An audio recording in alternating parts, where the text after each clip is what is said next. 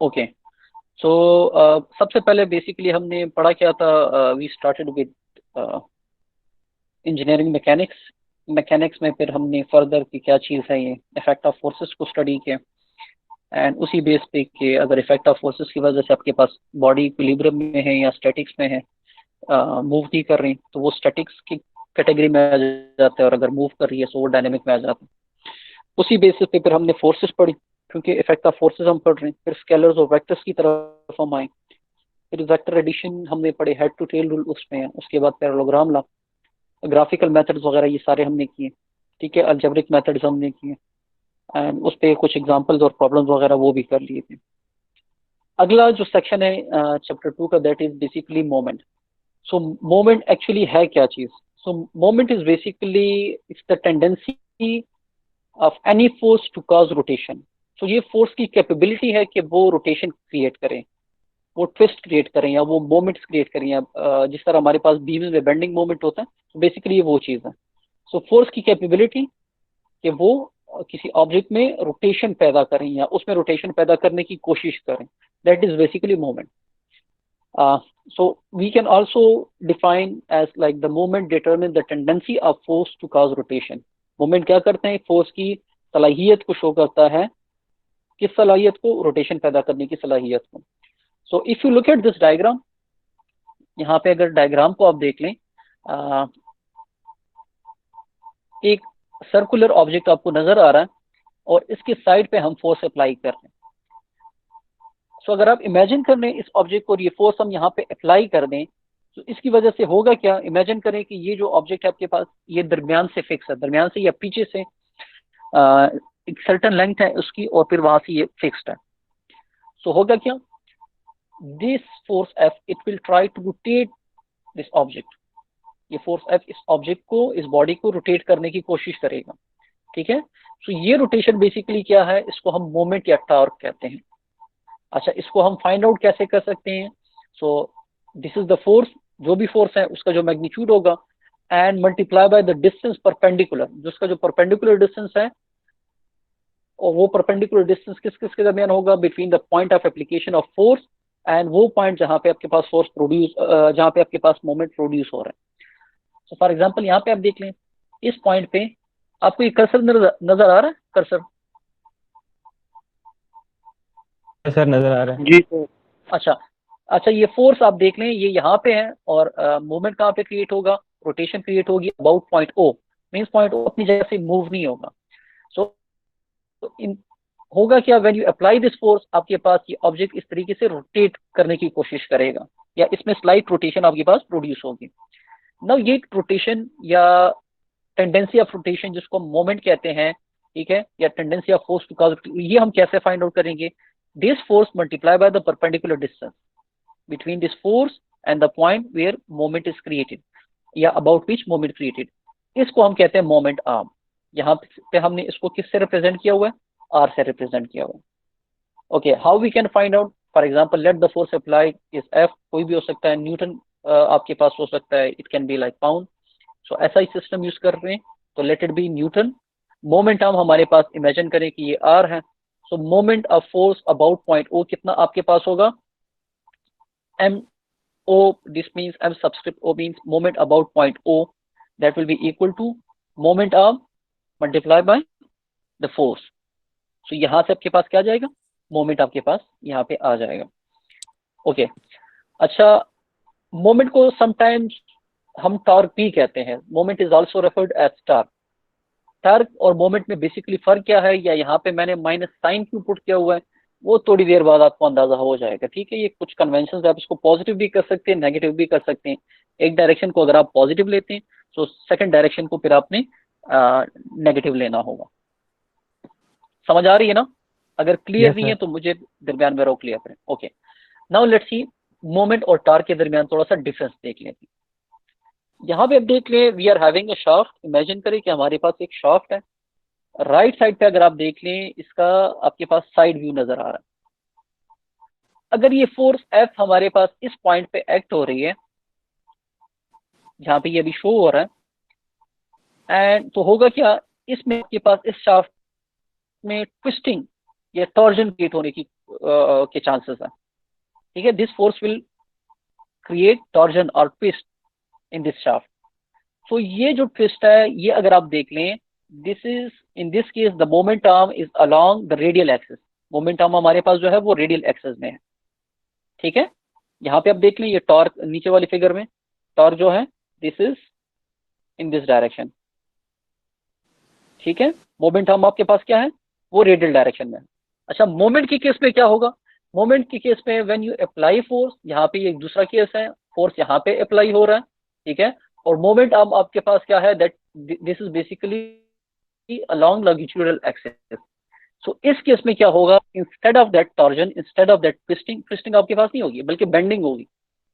ये जो बीम है या ये जो शाफ्ट है, ये आपके पास इस साइड पे नीचे की तरफ बेंड होने की कोशिश करेगा, या कोशिश करेगा, या अगर स्ट्रेंथ इसकी कम है तो इसमें ये ब्रेक डिफ्लेक्शन कर आपके जाएगी। पास आ जाएगी, ठीक है। तो ठीक। होगा क्या, इस केस में जो हमारे पास जो रोटेशन आ रही है इसको हम कहते हैं मोमेंट, और इस केस में जो रोटेशन हमारे पास आ रही है इसको बेसिकली हम कहते हैं टॉर्क, ठीक है। और यहाँ पे ठीक। इस केस में इसको यूजुअली हम बेंडिंग कहते हैं। Is it clear? So this is the yes. Main difference between moment and torque, but in most of the case torque के लिए भी हम मोमेंट का वर्ड यूज कर सकते हैं। ओके, अच्छा, थोड़ी देर पहले मैंने आपसे कहा था कि we have to use either positive sign और नेगेटिव साइन। पॉजिटिव साइन क्यों यूज करेंगे और नेगेटिव साइन क्यों यूज करेंगे? लेट्स सी, अगर कोई फोर्स हम अप्लाई कर रहे हैं एक ऑब्जेक्ट पे, उस ऑब्जेक्ट में उस फोर्स की वजह से आ रही है रोटेशन, वो रोटेशन अगर क्लॉकवाइज डायरेक्शन में है सो उसको हम कंसिडर करेंगे नेगेटिव मोमेंट, ठीक है। यहाँ पे आप देख लें, this is basically clockwise, means अगर आपके पास घड़ी के डायरेक्शन में मोमेंट प्रोड्यूस हो रही है, रोटेशन प्रोड्यूस हो रही है, ये क्लॉकवाइज है, इसको हम क्या करेंगे, we will consider this as negative.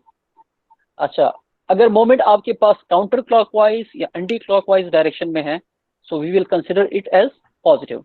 तो it's totally up to you, आप उल्टा कर दें, आप एंटी क्लॉकवाइज को नेगेटिव ले लें, क्लॉकवाइज को पॉजिटिव ले लें। लेकिन एक दफा अगर आपने एक कन्वेंशन सेट कर दिया सो फिर आपने उसी को फॉलो करना है। ये नहीं कि आपने एक प्रॉब्लम स्टार्ट कर दिया, शुरू में आप उसको पॉजिटिव ले रहे हैं, दरमियान में कभी नेगेटिव कर रहे हैं, कभी पॉजिटिव कर रहे हैं, तो इससे क्या होगा, आपकी सारी कैलकुलेशन खराब हो जाएगी, ठीक है। आप proper calculation, proper stress analysis या फोर्स एनालिसिस नहीं कर पाएंगे। सो जो आपने एक दफा सेटिंग कर दी वो थ्रू आउट फिर आपने उसी तरीके से रखनी है। ओके, क्योंकि स्टूडेंट ज्यादा होंगे सो मैं अटेंडेंस ले लेता हूँ। अटेंडेंस डिनाई एंट्री इसारुल हक। ओके, 33 स्टूडेंट्स हैं हमारे पास अभी, 33 पार्टिसिपेंट्स हैं।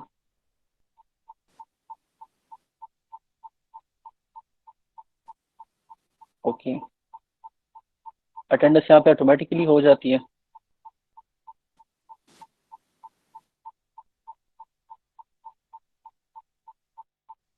इसारुल हक, इससे क्या है कि यूटी की ऑफिशियल ईमेल आईडी से आप ज्वाइन करें।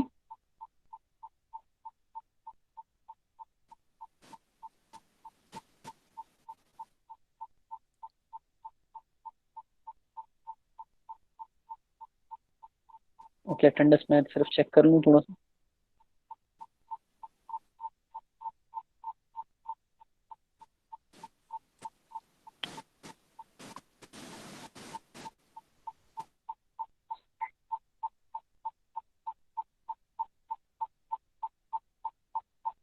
अरे ये 33 तो नहीं होंगे इसमें, तो आपका भी है, एक सीएमएस का भी है ऑनलाइन जी है। जी, मुझे पता है, मुझे पता है, कोई नहीं, कोई नहीं, उसमें कोई नहीं है इसमें, और दो आईडीज मेरी हैं, तो आपके नाम इसमें आ जाते हैं, ठीक है, अटेंडेंस में। सही है और सर। अटेंडेंस मैं एक दफा नहीं काफी दफा लेता हूँ।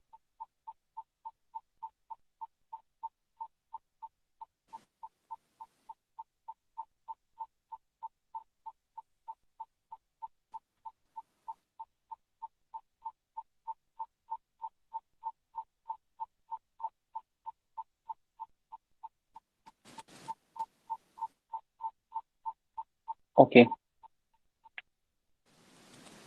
नहीं,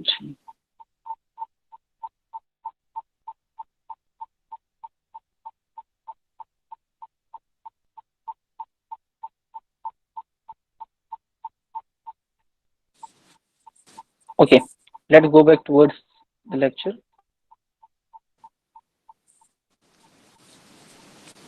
अच्छा, दोबारा आ जाते हैं लेक्चर की तरफ।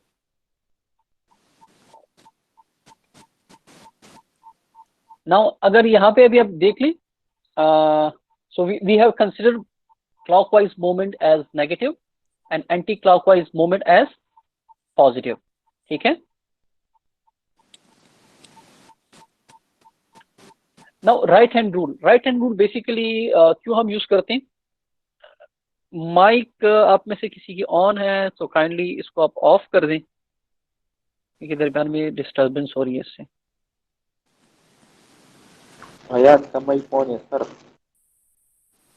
यानुर रहमान कहाँ है माइक सर? पास से शोर आ रहा है सर के पीछे। ठीक है, ठीक है, ओके, ठीक है, जिसका भी माइक ऑन है आप काइंडली ऑफ कर दें। Thank you sir.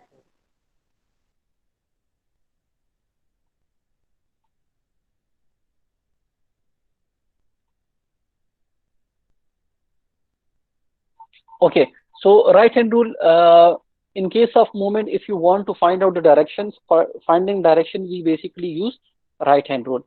Right hand rule basically है क्या चीज? आपने करना क्या है, आप एक फोर्स अप्लाई कर रहे हैं किसी ऑब्जेक्ट पे और उसमें मोमेंट प्रोड्यूस हो रही है। तो जिस डायरेक्शन में आपके पास रोटेशन है हो रही है, what you have to do, you have to curl your right hand fingers in the direction. आपने उस रोटेशन की डायरेक्शन में अपनी राइट हैंड की फिगर्स को क्या करना है, उसको घुमा देना है, उसको रोटेट कर देना है, अपने हाथों को बंद कर देना, उंगलियों को बंद कर देना, बुट्टी बना देनी है, ठीक है।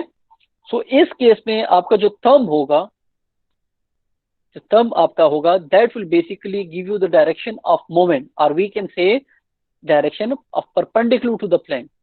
जिस प्लेन में आपके पास रोटेशन हो रही है उसके उसका नॉर्मल डायरेक्शन आपको मिल जाएगा, ठीक है। सो यू कैन सी, यहाँ पे आपको नजर आ रहा है, फॉर एग्जाम्पल यहाँ पे आपके पास रोटेशन जो हो रही है इस ऑब्जेक्ट में वो है एंटी क्लॉकवाइज। तो आपने राइट हैंड की फिंगर्स को एंटी क्लॉकवाइज रोटेट कर देना है, जिस डायरेक्शन में आपके पास ये रोटेशन हो रही है।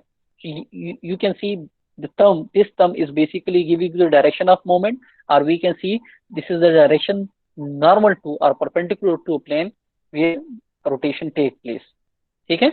so basically इससे होता क्या है, so from the direction of normal to the plane we can actually determine direction of rotation or movement। so अगर राइट हैंड रूल से हमें कोई बता दे कि डायरेक्शन ये है, नॉर्मल टू अ प्लेन ये है, so वहां पे by using right hand rule हम actual direction of rotation find out कर सकते हैं, ठीक है। सो ये एक बेसिकली सिस्टम है जिसके जरिए आप नॉर्मल टू प्लेन अगर आपको कोई बता दे, so by using right hand rule you can actually find out the direction of rotation of moment.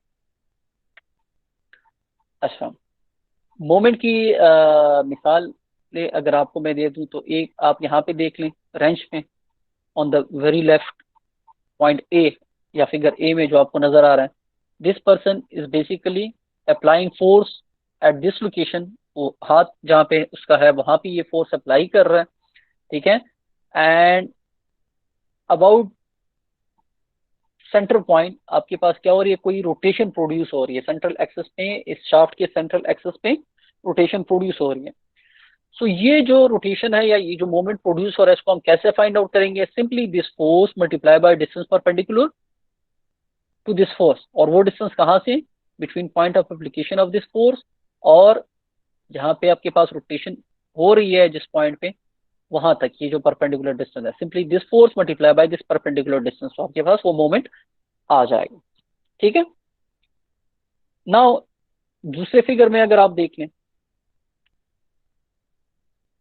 For example ये आपके पास एक फोर्स यहाँ पे अप्लाई हो रहा है, this is a force on object B. और फिगर बी में अगर आप देख लें एक ऑब्जेक्ट है जिसपे ये फोर्स अप्लाई हो रहा है।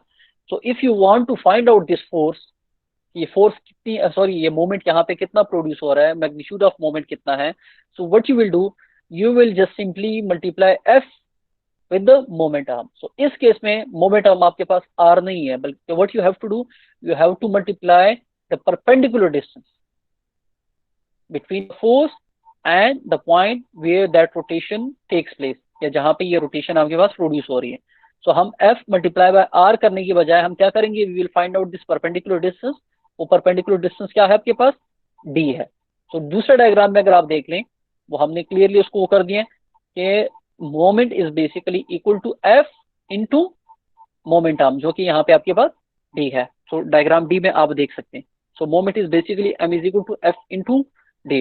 अच्छा, इसको अगर आप देख ले मोमेंट किस डायरेक्शन में प्रोड्यूस होगी, तो मोमेंट जो आपके पास प्रोड्यूस हो रही है that is in counter clockwise direction.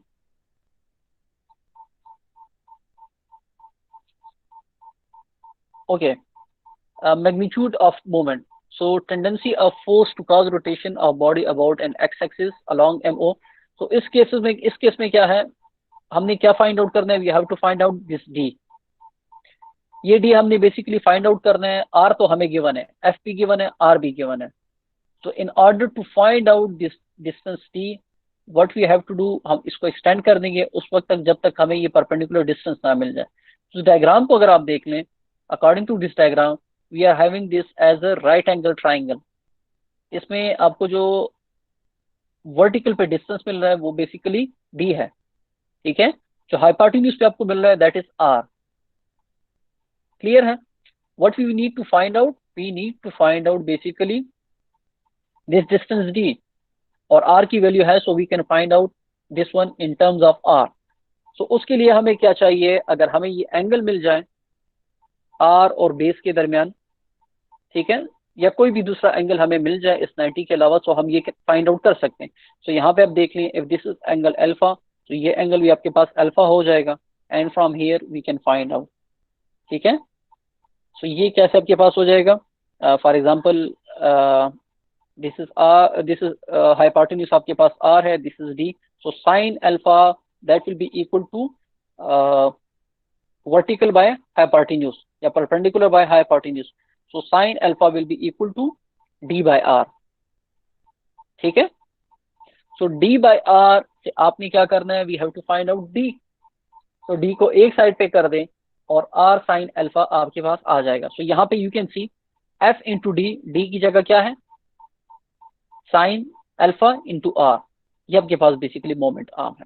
तो अगर आपको प्रॉब्लम में ऐसा मिल जाए, आपको अगर डायरेक्ट परपेंडिकुलर डिस्टेंस नहीं given, so what you have to do, you have to find out this perpendicular distance, and the force के साथ जब वो मल्टीप्लाई करेंगे आपको मोमेंट मिलेगा। अदरवाइज डायरेक्ट आप मल्टीप्लाई नहीं करेंगे, मल्टीप्लाई कर देंगे सो आपको एग्जैक्ट मोमेंट नहीं मिलेगा, your answer will be wrong. Okay, now moment में हमारे पास कुछ प्रिंसिपल्स हैं।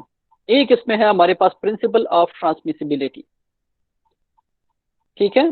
सो ये क्या है, let's see the effect or the resultant of forces acting along a given line of action will remain unchanged if we shift the point of application of the force along the line of action। line of action क्या है, वो line जिसपे आप basically force apply कर रहे हैं, ठीक है। फॉर एग्जाम्पल यहाँ पे ये फोर्स अप्लाई हो रही है पॉइंट बी पे, तो इस फोर्स को इस पॉइंट बी के साथ मैं आगे अगर एक्सटेंड कर दूं, तो मेरे कर्सर को आप देखते जाएं, ठीक है, ये सारा का सारा लाइन ऑफ एक्शन है। तो ये फोर्स अगर मैं यहाँ पे अप्लाई कर दूं या यहाँ पे अप्लाई कर दूं या यहाँ पे अप्लाई कर दूं या इस लाइन ऑफ एक्शन में कहीं पे भी मैं इसको अप्लाई कर दूं, तो इसका जो इफेक्ट होगा वो सेम, ठीक है। इसका मतलब क्या है कि आप इस फोर्स को अलॉन्ग लाइन ऑफ एक्शन कहीं पे भी ट्रांसमिट कर सकते हैं। अगर आप इसको किसी दूसरे पॉइंट पे ट्रांसमिट कर भी दे, लेकिन शर्त क्या है कि वो लाइन ऑफ एक्शन पे वो पॉइंट मौजूद हो, तो इसका इफेक्ट क्या होगा, इसका इफेक्ट सेम होगा, ठीक है।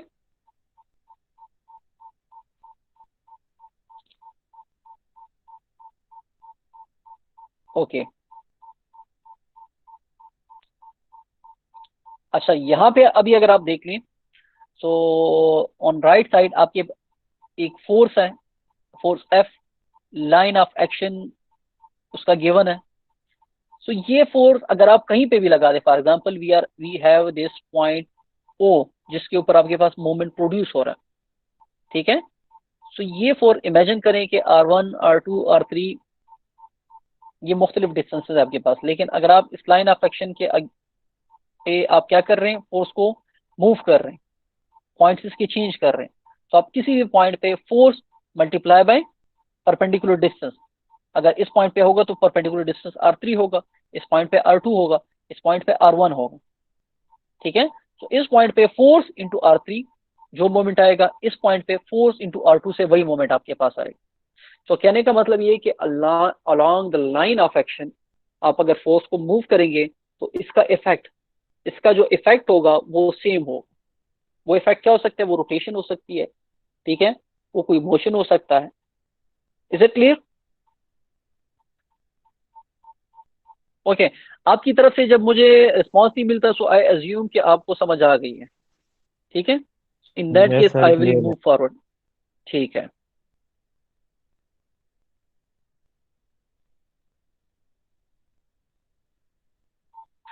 अच्छा, फिर हमारे पास क्या है? हमारे पास है वेरेगनन्स थ्योरम। वेरेगनन्स थ्योरम क्या कहता है कि for example if we are having a force, एक फोर्स है जो कि एक खास एंगल पे एक्ट कर रहा है, या रिजल्टेंट फोर्स है आपके पास जो कि एक ऑब्जेक्ट पे एक्ट कर रहा है और उसमें वो मोमेंट क्रिएट कर रहा है। It is causing rotation in that object. So वो जो मोमेंट क्रिएट कर रहा है, ठीक है, अगर इस फोर्स के हम कंपोनेंट्स बना लें और हर एक कंपोनेंट का मोमेंट फाइंड आउट करें और फिर इन दोनों को ऐड कर दें, तो उससे आपके पास जो नेट आंसर आएगा that will be same as the initial moment. तो कहने का मतलब यह है कि the sum of moment of component of forces, it will be basically equal to the overall moment that was created by the total force, ठीक है। So Varignon's theorem क्या कह रहा है? Moment of force about a point is equal to the sum of moments of components of the force about the same point. For example एक point है, point ओ हमारे पास। यहाँ पे अगर आप इस डायग्राम में देख लें, ये ब्लू कलर में जो आपको फोर्स नजर आ रही है, फोर्स एफ, ठीक है। ये फोर्स क्या कर रहा है? इस पॉइंट ओ पे कोई मोमेंट क्रिएट कर रहा है। तो मोमेंट क्या होगा? Simply force into that distance, perpendicular distance है, F into R, that will be the moment about point O. अभी अगर हम इसको इसके कंपोनेंट्स में डिसॉल्व कर दें, for example F1 and F2 में हमने इसको डिसॉल्व कर दें, now the moment about point O due to F1, for example वो आपके पास है, डिस्टेंस इमेजिन करें कि सेम ही है फॉर एग्जांपल। सो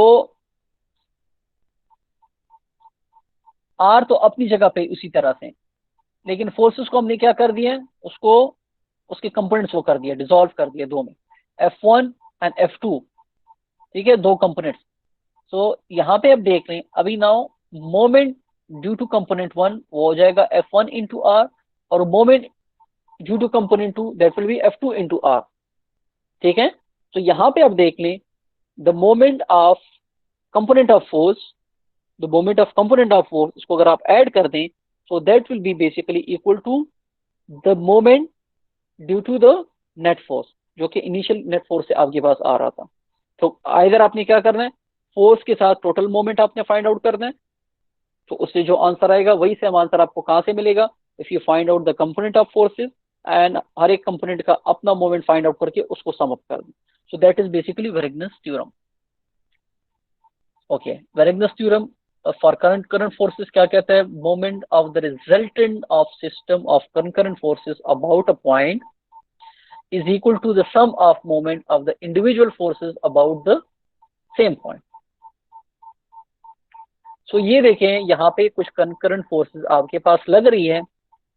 सो वेरेगनन आपको ये कहता है कंकरेंट फोर्सेस के केस में कि अगर आप इस तमाम फोर्सेस के सेपरेट मोमेंट्स निकाल लें अबाउट पॉइंट और उसको ऐड कर दें तो उससे वही सेम मोमेंट आएगा कि अगर आप इन चार फोर्सेस के बजाय एक रिजल्टेंट फोर्स निकाल लें और इसका moment about point O find out कर लें।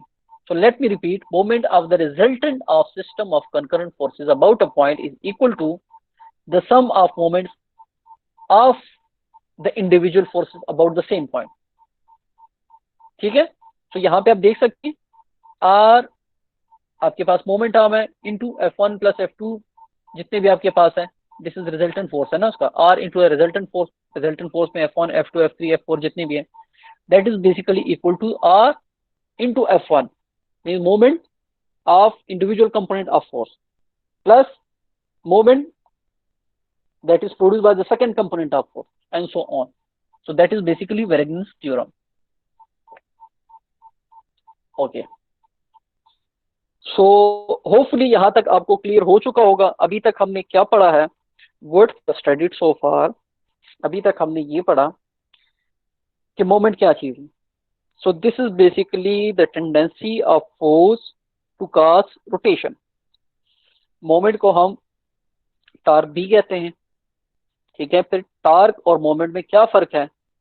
सो moment, in case of moment हमारे पास क्या होता है, जो मोमेंट आर्म है that is along the longitudinal axis.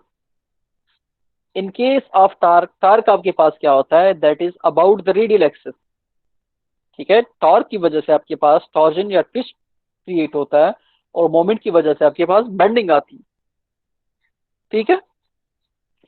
Okay, फिर हमने उसके बाद पढ़ा principal of transmissibility.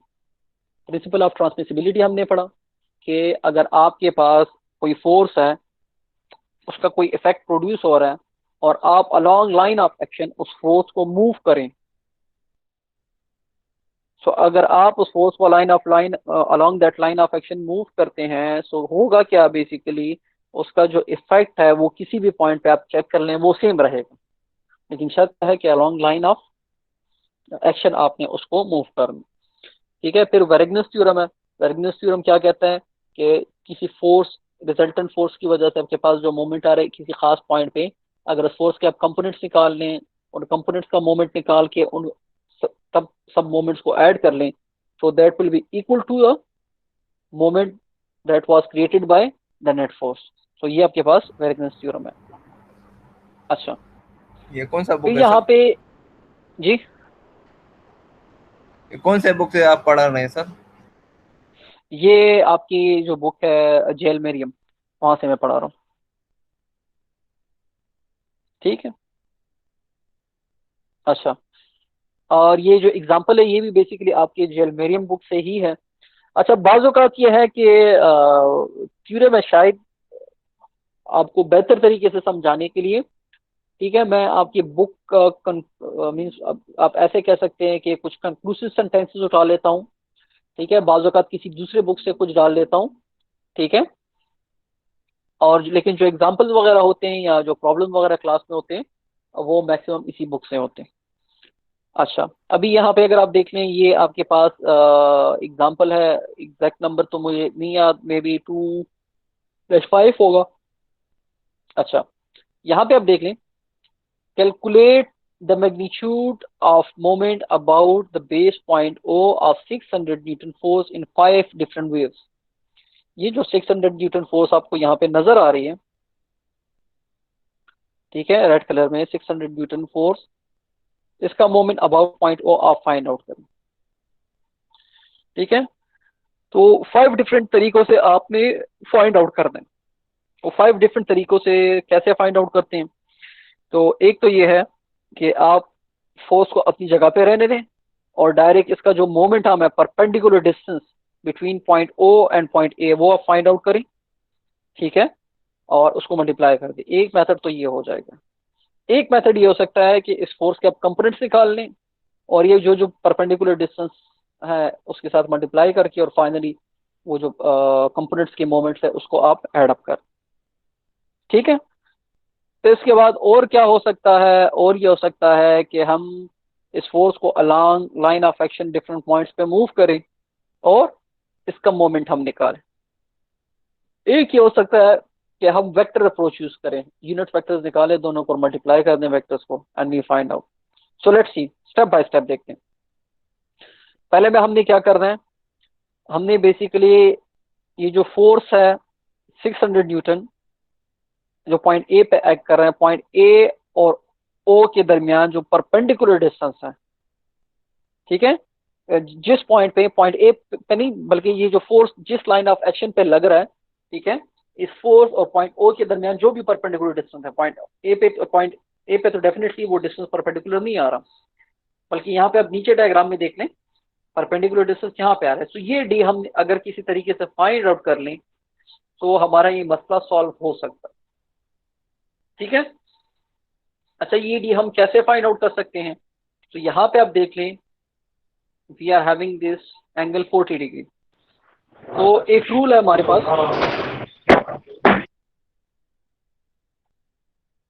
Okay, we are having a rule, सवीद कैमरा ऑफ कर दें, सो फिर आपको आवाज वगैरह क्लियर सुनाई देगी और चीजें भी क्लियर नजर आएगी, लोड ज्यादा पड़ जाता है फिर नेट पे। अच्छा यहाँ पे आप देखें वो रूल क्या है। For example if you are having an angle between any two lines, ये एक लाइन है 600 न्यूटन की और ये एक हॉरिजॉन्टल लाइन है, इसके दरमियान एंगल कितना है 40 डिग्री। सो अगर हम इन दोनों लाइंस को के परपेंडिकुलर ले लें, फॉर एग्जाम्पल इस फोर्स का भी हम परपेंडिकुलर ले लें और ये जो हॉरिजॉन्टल लाइन है इसका भी परपेंडिकुलर ले लें, सो उन दोनों लाइंस के दरमियान जो एंगल होगा that will be same as the angle between these two line. समझ आ रही है? ये दो लाइन है, देखिए ये हॉरिजॉन्टल है और साथ में ये लाइन है, इसके दरमियान एंगल 40 है। अगर मैं क्या करूं, मैं इसको परपेंडिकुलर एक लाइन ले लूं और ये जो हॉरिजॉन्टल है इसका परपेंडिकुलर वर्टिकल हो जाएगा, यहां से एक लाइन ले लूं तो उसके दरमियान भी एंगल क्या होगा 40 डिग्री होगा। सो यहां पे देखें इस फोर्स का परपेंडिकुलर लाइन ये हो गया और हॉरिजॉन्टल का परपेंडिकुलर ये वर्टिकल लाइन हो गया, सो यहां पे भी ये एंगल क्या है 40 डिग्री ही है। Is it clear? अच्छा, सो यहां पे अगर आप देख लें इस डायग्राम में, थोड़ा सा आप देख लें, हमने क्या किया, यहां से ये एक परपेंडिकुलर लाइन ड्रॉ कर दिया और यहां से भी एक लाइन परपेंडिकुलर इसके ड्रॉ कर दी। क्लियर है? अच्छा, नाउ सर। यहां पे आप देख लें this is right angle triangle, हमारे पास क्या आ गया राइट एंगल ट्राइंगल आ गया।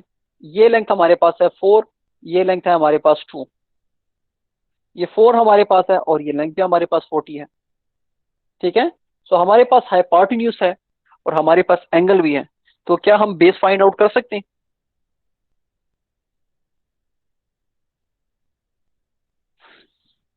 Okay, if you look at here, हमने क्या करना है, we have to find out this ये पॉइंट डिस्टेंस। सी और डी की समझ नहीं आई। अच्छा देखें, पॉइंट सी और डी।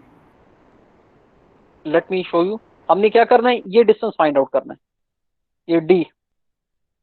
क्लियर है यहां तक? हमने क्या करना है, ये yes distance sir. D find out करना है।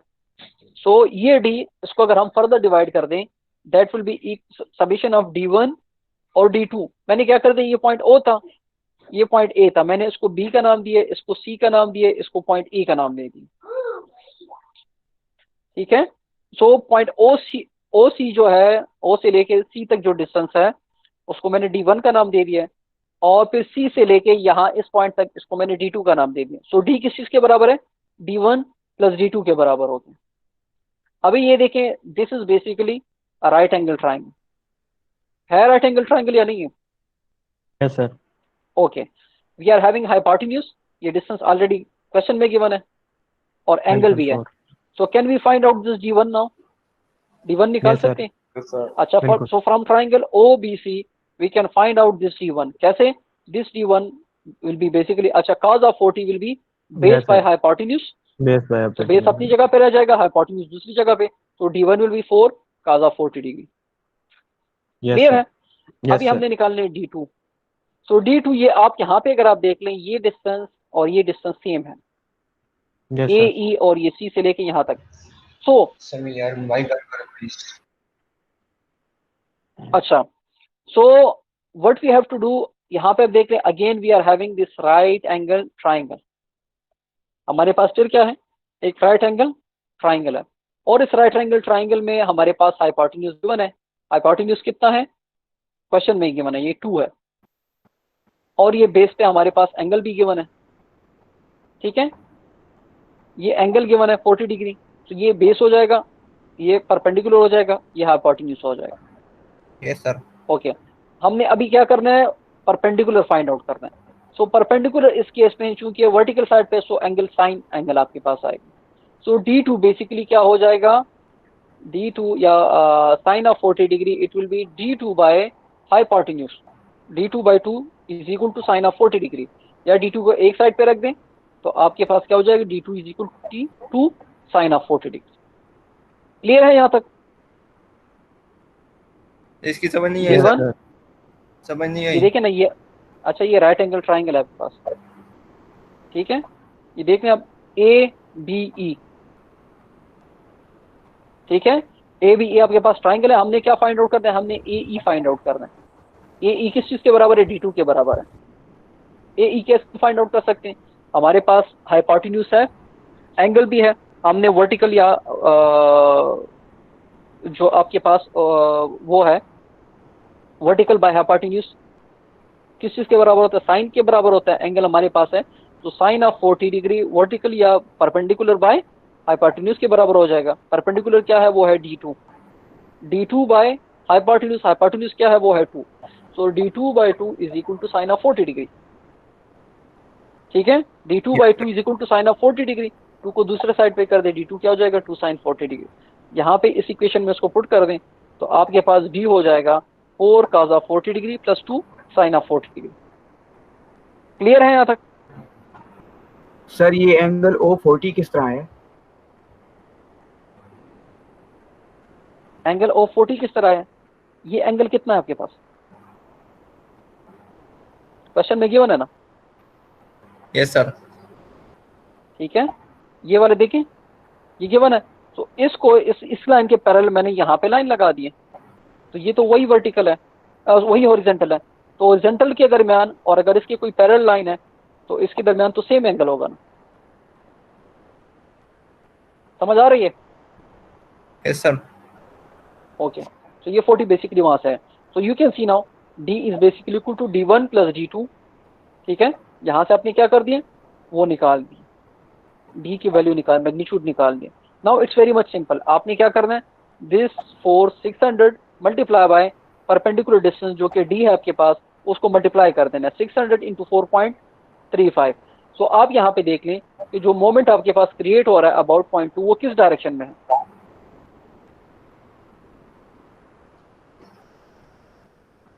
जी, किस डायरेक्शन में मोमेंट क्रिएट हो रहा है?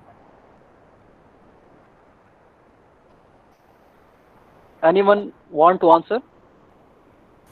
सर क्लॉकवाइज में। जी एग्जैक्टली क्लॉकवाइज। ठीक है, तो आइदर आपने आंसर में लिखना है कि मोमेंट इज क्लॉकवाइज, या आपने क्या करना है, उसके साथ नेगेटिव साइन लगा देना है। ठीक है, so by m is equal to FD the moment is clockwise and has the magnitude, ये मैग्नीट्यूड इसका आ गया 26.0 न्यूटन मीटर। क्लियर है? अच्छा, ये एक मेथड हो गया।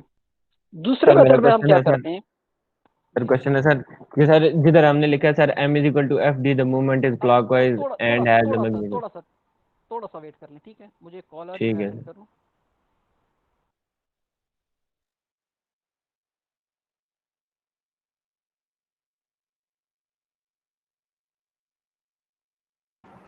समी भाई। जी सर, जी सर।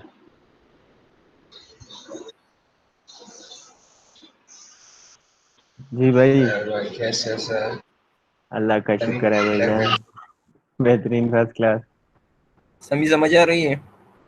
आ रही है यार, थोड़ी थोड़ी आ रही है, यार बस इतना समझ रहे हैं, ये यार दूसरा चुप वर्ड करे लाने का नहीं सना आ पे रहा है। सारे फिर भूल जाए, चुप करो यार। समी बड़ा इंटरेस्ट ले रहे क्लास में।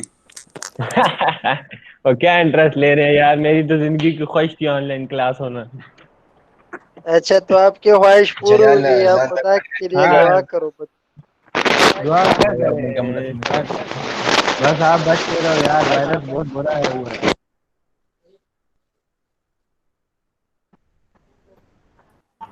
कैलेंडर कैंट वाला ओ या कैंट वाला ब्रो, कैंट वाला दा सिटी दा कैलेंडर क्या कहा? ब्रो, चुप जाओ ब्रो। ब्रो को एलवी सर बोल दे रहा थी। ब्रो कार वाले दे जरक त्या मोबाईल ना आणायचे वेकांचे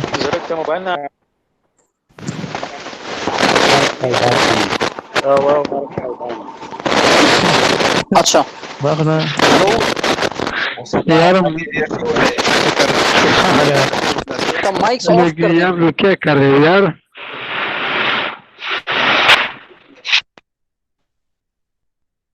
माइक्स ऑफ कर दे kindly.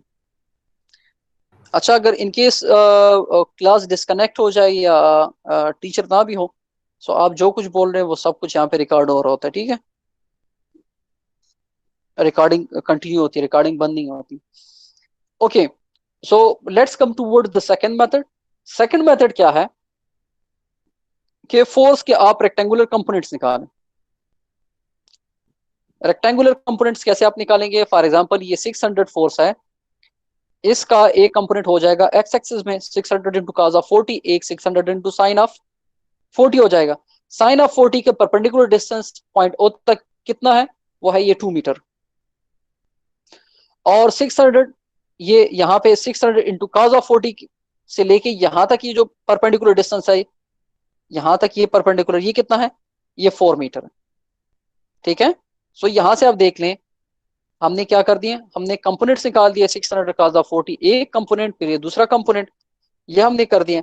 And now 600 cause of 40 से हमारे पास क्या था? 460 Newton multiply by this perpendicular distance 4, वो मोमेंट प्लस दूसरे फोर्स से, दूसरा जो फोर्स है उसका इस पॉइंट तक जो परपेंडिकुलर डिस्टेंस है, ठीक है, वो हमने, वो डिस्टेंस कितना है? 2 है, वो हमने यहाँ पे कर दिया। सो टोटल मोमेंट हमारे पास कितना आ गया? 2610 newton metre. So that which is basically same as the previous moment. Clear है यहाँ तक? Yes sir. Yes sir. Okay, now तीसरा अभी हम क्या करते हैं? By using principle of transmissibility. Principle of transmissibility ये है कि इस लॉन्ग लाइन ऑफ एक्शन, इस फोर्स को हम कहीं पे भी मूव कर सकते हैं। ठीक है, फॉर एग्जांपल ये अभी पॉइंट ए पे है, इसको हम यहाँ ऊपर कोई दूसरा पॉइंट बी रख लेते हैं या कोई पॉइंट सी रख लेते हैं, उस पर हम शिफ्ट कर देते हैं। सो लेट्स सी, फॉर एग्जांपल ये देख लें, इस फोर्स को हमने शिफ्ट कर दिया है पॉइंट बी पे। पॉइंट बी पे हमने इसको शिफ्ट कर दिया है।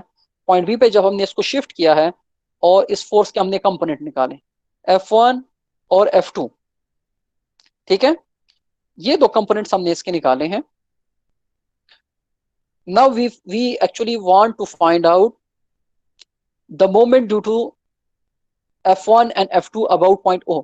सो ये बताएं F2 की वजह से पॉइंट O पे कितना मोमेंट आएगा? जी एनीवन? नथिंग। कोई भी नहीं आएगा, क्योंकि वो एग्जैक्टली उस पॉइंट पे एक्ट कर रहा है, आर्म है नहीं, perpendicular distance between F2 and O नहीं है। तो F2 की वजह से, सभी माइक ऑफ कर दें।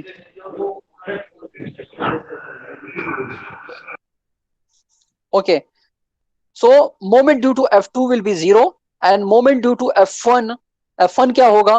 That will be F1 multiply by D1 और साथ में ये डिस्टेंस भी होगा। ठीक है, सो हमने क्या करना है? We have to basically find out this distance. आपने क्या करना है? हमने साथ में ये डिस्टेंस भी निकालना है। सो ये डिस्टेंस हम कैसे निकाल सकते हैं? ये डिस्टेंस आप देख लीजिए, ये 2 हमारे पास है यहाँ पे। ठीक है, पिछले डायग्राम में अगर आप चले जाएं, ये डिस्टेंस हमारे पास कितना है? 2। सो अगर यहाँ पे ये एंगल 40 डिग्री है और इस लाइन को मैं आगे एक्सटेंड कर दूं तो ये एंगल भी 40 हो जाएगा। ठीक है, सो यस सर। सर इनको करस्पॉन्डिंग एंगल बोलते हैं। जी जी बिल्कुल, करस्पॉन्डिंग एंगल बोलते हैं। तो ये जो करस्पॉन्डिंग एंगल ये भी 40 है, तो यहाँ से मीन आपके पास ये एंगल भी है, ये डिस्टेंस भी आपके पास है, यहाँ से आप ये डिस्टेंस निकाल सकते हैं। सो D1 आपके पास ऑलरेडी है और साथ में ये डिस्टेंस भी आपके हो जाएगा। ठीक है, तो ये डिस्टेंस आप कैसे निकाल सकते हैं? यहाँ पे इन्होंने किया हुआ है ऑलरेडी। 4 ये distance plus 2 into tangent 40 degree, वही परपेंडिकुलर बाय बेस टेंजेंट 40 वहां से आपके पास बेसिकली आया।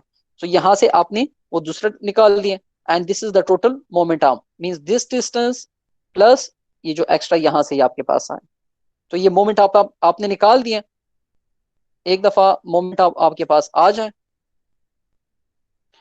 ठीक है, so what you have to do, आपने क्या करना है? जो F1 का मोमेंट है वो और F2 का मोमेंट है, दोनों को ऐड कर देना है। F2 का तो मोमेंट है नहीं, वो 0 है, तो सिर्फ F1 का जो मोमेंट है, so means this F1 is equal to F cos of 40 degree था जिससे 460 आया था, और मोमेंट आपने मल्टीप्लाई करके, ठीक है, वो मोमेंट यहाँ पे लिख देना। सो this is basically the third method. अभी फिर क्या किया गया? फोर्थ मेथड में इसको पॉइंट सी पे शिफ्ट कर दिया गया।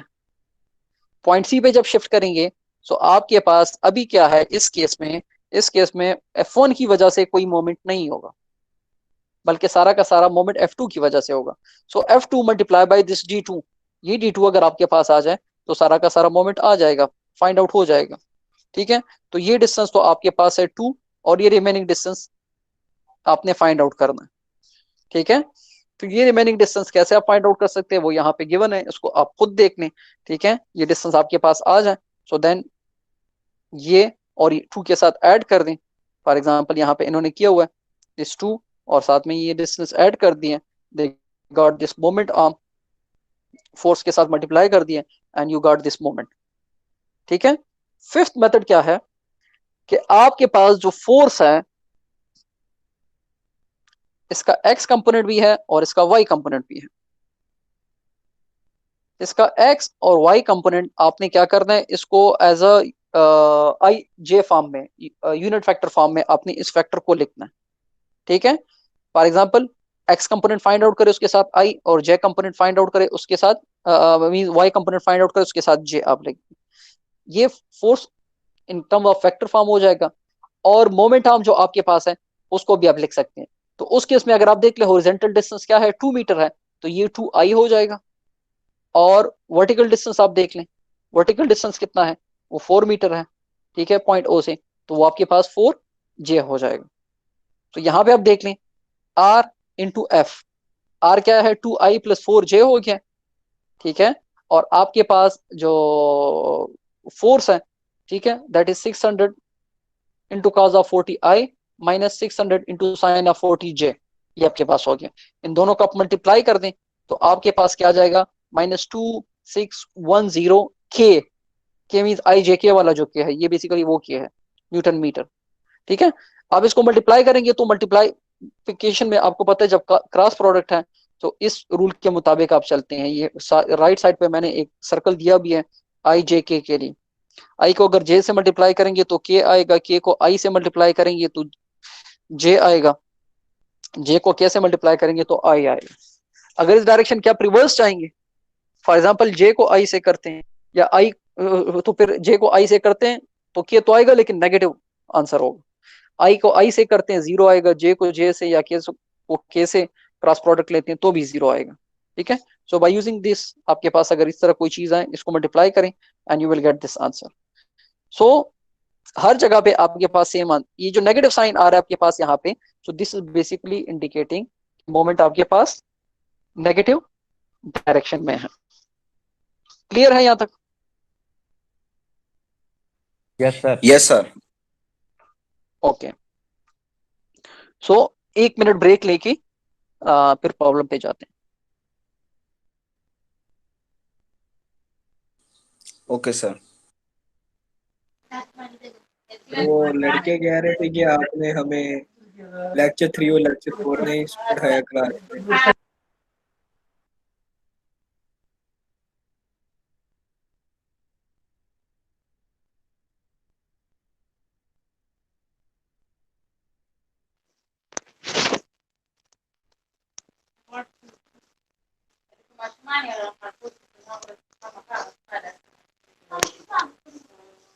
सर अगर आपके पास प्रीवियस लेक्चर है सर तो प्लीज काइंडली उसे भेज दे सर पीडीएफ के फॉर्म में। प्रबंध कमण टॉप शस्तिया का यार लेक्चर जरा सर निश्चित है क्या रोड तास तो राशन के यार।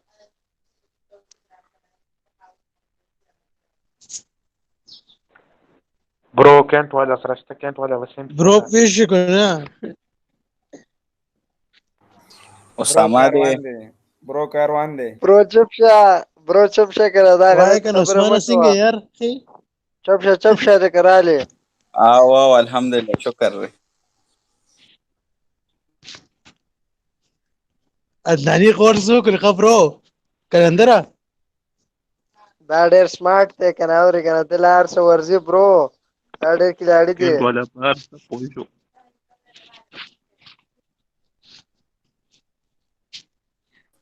हालांकि कैलकुलस के कम कस नानी ते खराब माइकान का करना زور के खराब شيء وزمانه يلك برو اسامه وكالندرا يا سيدي ओए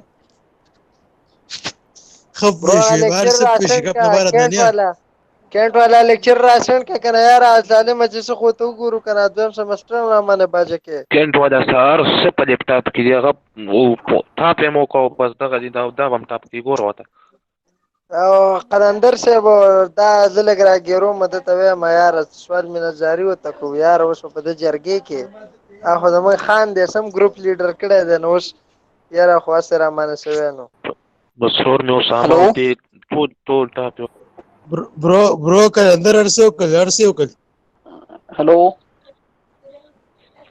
माइक ऑफ कर दे कान जी सर ओके ये अटेंडेंस भी दोबारा ले ली थी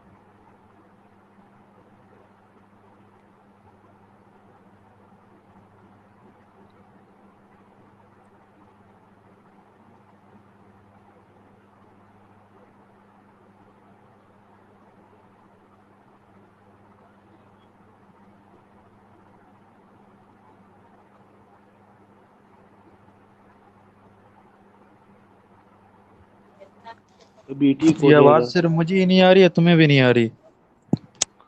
अच्छा आवाज अभी स्टार्ट नहीं हुई ये सर अभी आवाज आई है।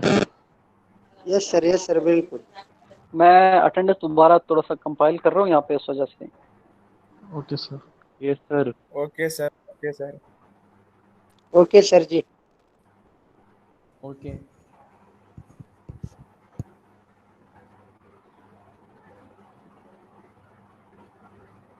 كنت ودا بس شو كانت صوت خبرك يا यार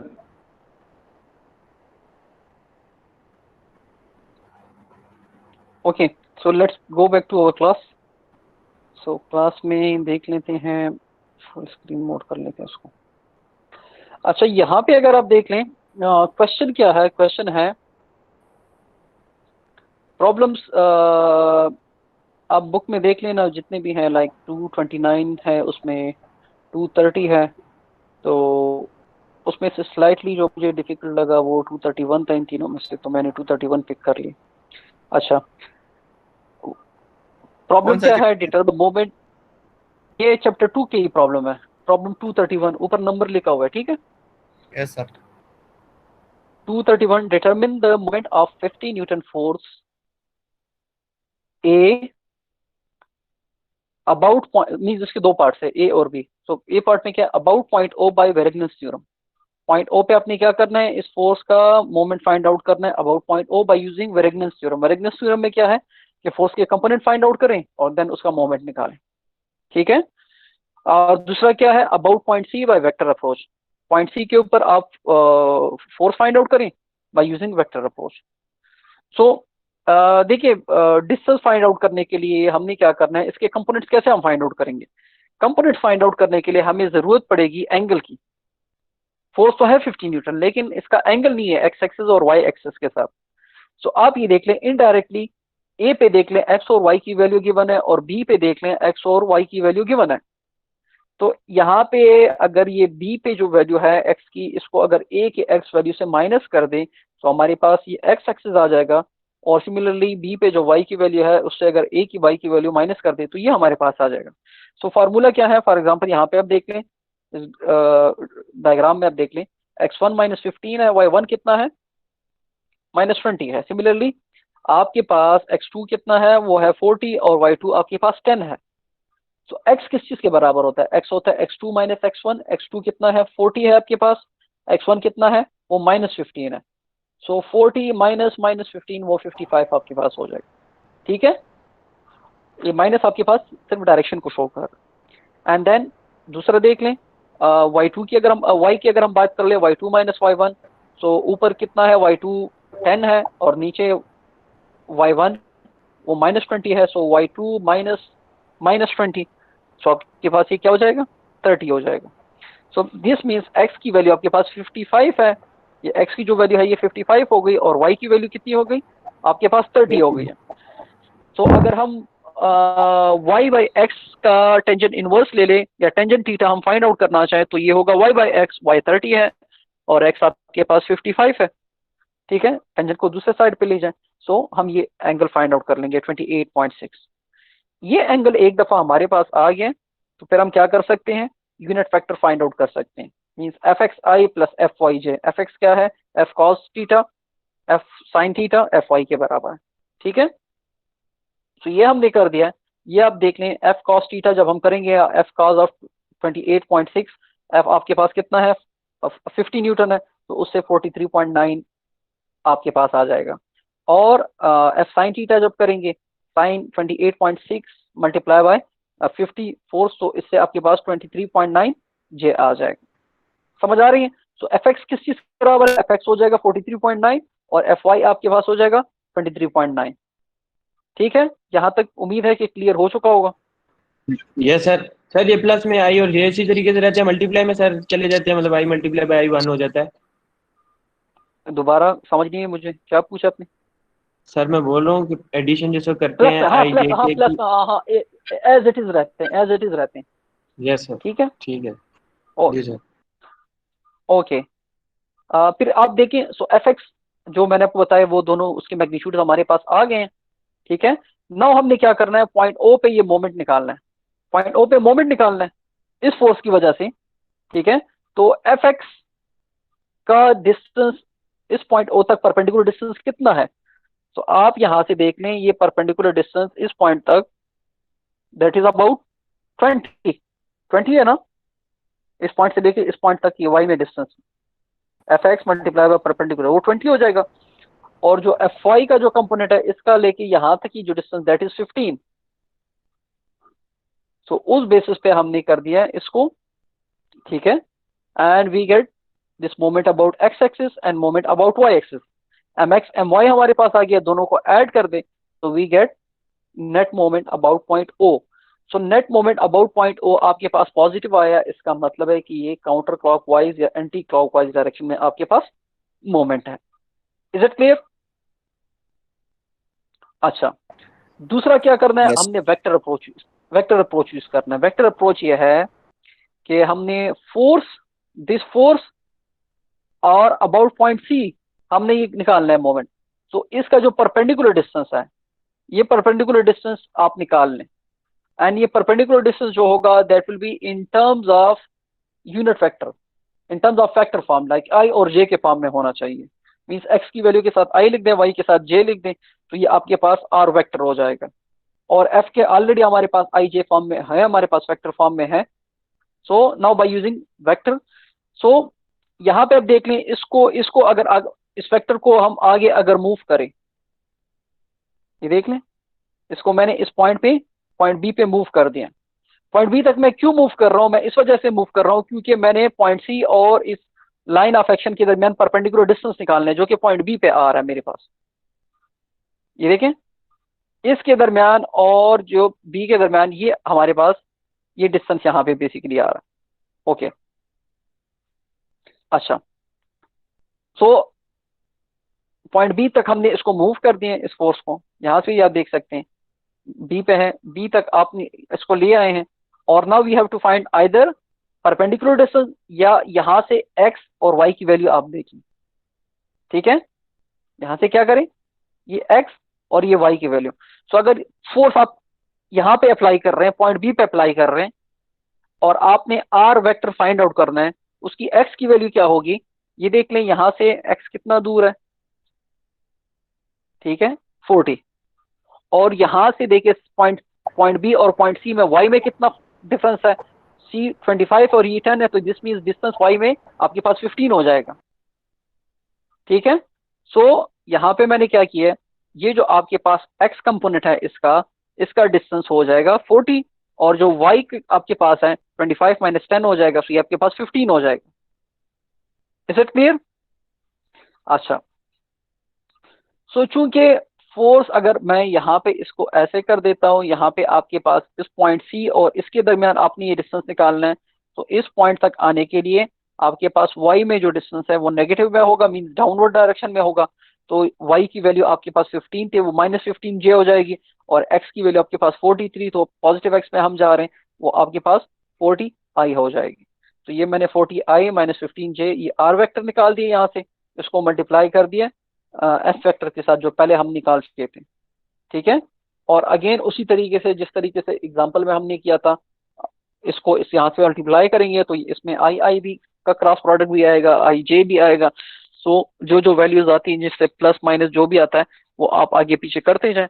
एंड यहाँ पे मोमेंट क्या आएगा अबाउट पॉइंट सी 1614.5 के आपके पास यूनिट वेक्टर है न्यूटन मिलीमीटर, या आपके पास आंसर डिवाइड बाय 1000 कर दे, सो 1.6145 के न्यूटन मीटर हो सकता है, मिलीमीटर आपके पास मीटर हो जाएगा अगर आप 1000 पे डिवाइड कर दे। ठीक है, so this was the first problem, first नहीं लाइक 31, प्रॉब्लम 231 था ये आपका। Okay, now let's move forward. यहां तक क्लियर हो गया सबको? Yes sir. Okay, yes sir. अच्छा अभी देखें यहाँ Yes, पे sir. अगर आप अभी देख लें, बाज़ औक़ात प्रैक्टिकल सिनारियोज में आपने क्या करना होता है, ये सेम चीज अप्लाई करनी होती है। ठीक है, और उसमें ये फोर्स एनालिसिस आप कर सकते हैं। फॉर एग्जांपल अभी सामने यहाँ पे आपको नजर आ रहा होगा एक टैप है आपके पास, उस टैप को एक बंदा रोटेट कर रहा है या बंद कर रहा है या खोल रहा है। ठीक है, सो वो बंदा अप्लाई कर रहा है a force of about 120 newton at point A जो उसका हैंडल है, और जिस पॉइंट पे ये इसका जो हैंडल है, हैंडल के साथ जो आपके पास जो कंपोनेंट लगा हुआ है, ठीक है, वो हिंज कहाँ पे हुआ है, वो पिवटेड कहाँ पे है, वो पॉइंट ओ पे पिवटेड है, ये आप देख सकते हैं। तो इस फोर्स 120 न्यूटन की वजह से आपके पास रोटेशन आ रही है इस कंपोनेंट में अबाउट पॉइंट ओ, या मोमेंट प्रोड्यूस हो रहा है, और यहां से आपको नजर आ रहा है कि मोमेंट आपके पास क्या होगा, क्लॉकवाइज होगा। तो क्वेश्चन में देख लें, in steadily turning the tape, in steadily turning the water pump, a person exert the 120 Newton force on the handle as shown. Person ने क्या किया, 120 न्यूटन फोर्स अप्लाई किया हैंडल पे जो कि शो किया गया। Determine the moment of this force about point O, आपने क्या करना है, इस फोर्स 120 न्यूटन का अबाउट पॉइंट ओ क्या निकालना है, मोमेंट निकालना। सो क्या कर सकते हैं आप यहाँ पे, ये देखिए इन्होंने यहाँ से पॉइंट ए और ओ के दरमियान जो डिस्टेंस है वो 150 mm है। ठीक है, फोर्स और एक्स एक्सिस के दरमियान जो एंगल बन रहा है दैट इज अबाउट 15 डिग्री। और यहाँ पे अगर आप देखें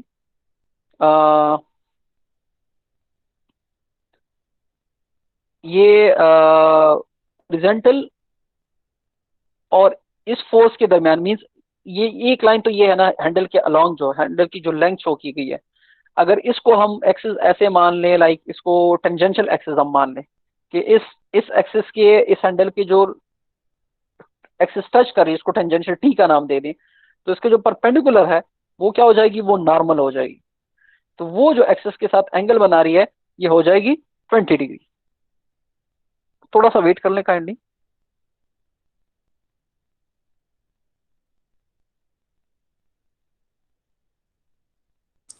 यस सर।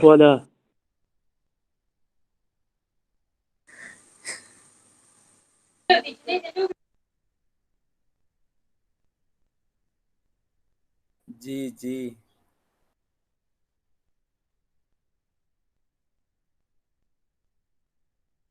रिकॉर्डिंग के माता बियासेन कहा अकेंट वाला خوب راغلی دی خوب الکه د گیم ټیم د اکاونټ والا غلی شه برو کرکټ The recording will be sent guys sir Kanasi sir. అలాగే సార్ हाँ तो वो watch the शुरू recording सेंड की the recording send की बेका ना मतलब सर्वे recording रवान ने टोलर सो क्या क्लास द स्टार्ट ना होस्ती सर अब लेक्चर भरता दर्शन के लेक्चर क्लास हेलो क्लास से होने ब्रो स्टार्ट ना रश्ती हेलो। जी सर आवाज आ रही सर आपकी। यस अच्छा सर ठीक है। यस अच्छा सर। यहाँ पे अगर आप देख लें सो इस केस में क्वेश्चन में कोई गिवन नहीं है कि आपके पास एन या टी कोई एक्सेस हो सकती है, लेकिन हम अपनी तरफ से कर लेते हैं कि लेट्स से ये जो लेंथ है इसको अगर हम टेंजेंशियल एक्सेस अपनी तरफ से एक डिफाइन कर लें, ये टेंजेंशियल एक्सेस हो जाएगी। तो इसके जो परपेंडिकुलर है, ठीक है, वो नॉर्मल हो जाएगी ना टेंजेंशियल के। सो नॉर्मल जो एंगल बना रहा है एक्स एक्सिस के साथ वो कितना है, वो 20 है, ठीक है। या इन अदर वर्ड ये जो 120 न्यूटन फोर्स है ये नॉर्मल के साथ एंगल जो बना रहा है वो एंगल है अबाउट 35 डिग्री। और ये जो एंगल बना रहा है किसके साथ, इस टेंजेंशन के साथ, ठीक है, वो कितना होगा 35 को अगर आप उससे निकाल लें 90 से तो वो आपके पास आ जाएगा। तो मींस हम क्या कर सकते हैं, इस फोर्स के कंपोनेंट निकाल सकते हैं। इसको मैंने फ्री बॉडी डायग्राम इसका बना दिया। फ्री बॉडी डायग्राम कैसे है, फॉर एग्जांपल ये एक्स एक्सिस है आपके पास, ये वाई एक्सिस है, और जो इसका एक्सिस है इसको मैंने टी का नाम दे दिया, ठीक है। सो अप टिल पॉइंट ओ भी मैंने शो कर दिया। ये रेड कलर से आप देख लें, सो ये जिसका जो परपेंडिकुलर है वो एन हो गया। Is it clear. Green colour से मैंने फोर्स को शो किया हुआ है। सो आप अभी देख लें, दो दो सिस्टम ऑफ एक्सिस है हमारे पास, एक एक्स वाई है और एक एन टी हो गया हमारे पास। सो फोर्स जो एंगल बना रहा है हमारे पास एन के साथ वो कितना एंगल है, 15 + 20, ये आपके पास हो गया 35। सो अगर मैं इस फोर्स के कंपोनेंट निकालना चाहूं अलोंग एक्स अलोंग वाई तो वो क्या हो जाएगा, वो सिंपल आपके पास f cos ऑफ 15 और f sin ऑफ 15 हो जाएगा। अगर मैं इसके कंपोनेंट्स अलोंग n और t फाइंड आउट करना चाहूं तो वो क्या हो जाएगा, f cos of 35 degree and f sin of 35 degree आपके पास हो जाएगा। समझ आ रही है ना। अच्छा, अगर मैं ये fn फाइंड आउट कर लूं, fn फाइंड आउट कर लूं, यहाँ पे fn किस चीज के बराबर होगा, f का component along n axis, so that will be fn cos of 35 degree, वो कंपोनेंट आ जाएगा। और जो perpendicular distance about point O है वो ऑलरेडी गिवन है, वो कितना है, वो 150 mm है। और अगर ft फाइंड आउट कर लूं तो ft की वजह say about point O moment कितना होगा, 0 होगा, क्योंकि परपेंडिकुलर डिस्टेंस नहीं है। तो यहाँ पे इस क्वेश्चन में आप देख लें, मैंने ft फाइंड आउट किया हुआ है, fn फाइंड आउट किया हुआ है, m dot due to ft वो कितना है, वो 0 है। m dot due to fn कितना है, that is about 1474.7, fn multiply by 150 मैंने कर दिया। यूनिट क्या होगा, जो फोर्स का यूनिट है वो न्यूटन है, जो डिस्टेंस का है वो मिलीमीटर है इस केस में, सो that is Newton into millimetre. तो अगर आपने मिलीमीटर को मीटर में कन्वर्ट करना है 1000 पे डिवाइड कर दें, ठीक है। सो जो टॉर्क आपके पास आ रही है वो वो क्लॉकवाइज है, तो यहाँ पे हमने लिख दिया clockwise. Either you have to put negative sign या आपने साथ में लिख। Is it clear. So this was basically the answer. यहाँ तक क्लियर है, कोई कंफ्यूजन तो नहीं है। Yes sir. जरा रिपीट करें प्लीज। रिपीट करूं, यही जो ये लास्ट जरा समझाए प्लीज। अच्छा लास्ट देखें जो बताया डायग्राम, उसको सही डायग्राम को आप देखिए, डायग्राम पे इन्होंने कहा ये फोर्स है 120 न्यूटन फोर्स, ठीक है। इस 120 न्यूटन फोर्स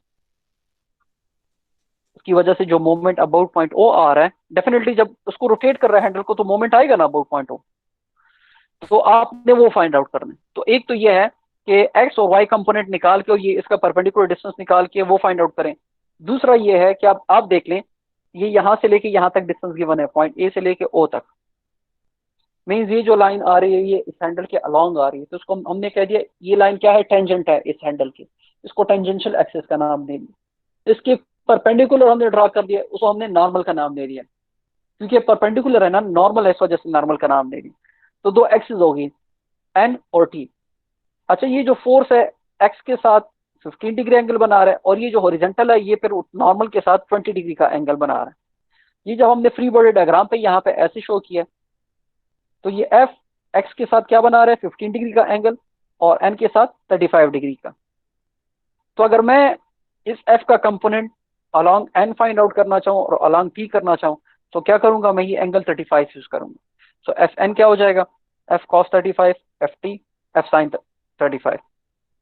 ठीक है, ये मैंने यहाँ पे फाइंड आउट कर दिया। अभी एफ एन तो यहाँ पे होगा, उसकी वजह से एफ एन की वजह से अगर आप देख लें, कोई फोर्स आपके पास, कोई कंपोनेंट इसका मींस यहाँ पे मोमेंट नहीं करेगा एफ टी का, लेकिन एफ एन जो है उसका और इस पॉइंट के दरमियान परपेंडिकुलर डिस्टेंस है, तो उसकी वजह से मोमेंट प्रोड्यूस होगा, वो मोमेंट हम फाइंड आउट कर लेंगे। ये आपके पास आंसर, पूरा सोल्यूशन है। Is it clear? Yes sir. Yes sir. Okay. Initially इस क्लास में मेरा बहुत ज़्यादा टाइम लगे, क्योंकि पहले मैंने प्रॉब्लम सॉल्व किया है, फिर उसके बाद इसका ऑलरेडी सोल्यूशन मैंने अवेलेबल भी है, लेकिन उसमें एक तो ये है कि वो बाजू का फुट पाउंड सिस्टम में क्वेश्चन है, और दूसरा ये उसमें इतना ज़्यादा जैसे सॉल्व किया हुआ था सर। तो ये इसमें मसला ये होता है कि पहले आप सॉल्व करते हैं नीट एंड क्लीन, फिर उसके बाद उसको स्कैन करते हैं, फिर यहाँ पे पीपीटी बनाते हैं।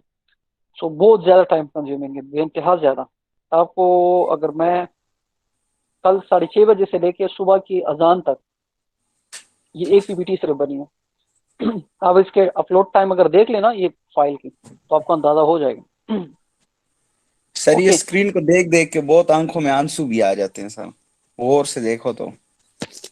ऑनलाइन में थोड़ा सा ये मसला है कि इंटरेक्शन कम होती है ना, तो सामने आप होते नहीं है, वो स्क्रीन वगैरह पे ही आपने फोकस करना होता है, इधर उधर आप नहीं देखते, तो इस वजह से थोड़ा सा मसला होता है, थोड़ा सा बोरिंग होता ही है। लेकिन अगर समझ आ रही है तो सही है, ठीक है, थोड़ी सी सख्ती सही है।